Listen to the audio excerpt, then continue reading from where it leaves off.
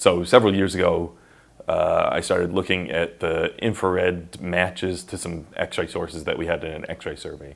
And the X-ray survey was originally done to search for black holes and neutron stars accreting from companion stars in our own galaxy. But it's turned out that we found a lot of other interesting things in the survey as well. My first guess at what it was is what we now still think it was, which was that it was a particular kind of young star that is kind of before it's really turned on all the way as a star, where it has an accretion disk around the star, and that accretion disk can have an instability that causes the rate at which gas falls onto the star to go way up.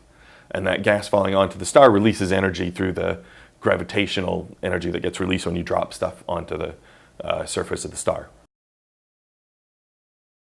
Most of the way that we can do that is with spectroscopy, where you look at the amount of light coming in at each different wavelength, because different elements have different transition energies.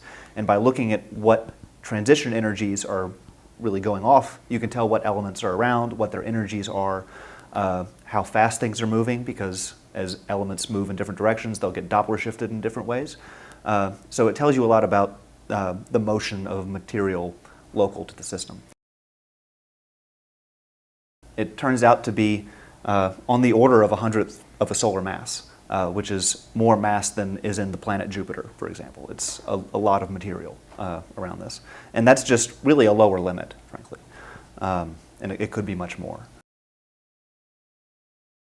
Okay, so the Spitzer satellite made sharper images, but it had a small field of view, and so it only looked at certain patches of the sky. The WISE satellite is a lower quality, but it scanned the entire sky. Okay, so the WISE satellite is much less sensitive. So we see this red circle here, and we see in this image there isn't anything in the middle of the red circle.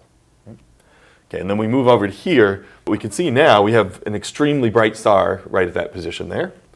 And so what happened was sometime between 2007 and 2010, this star got a lot brighter. Right? And we think it got brighter by a factor of about 1,000. But since we don't detect it here, it could have been even more than 1,000.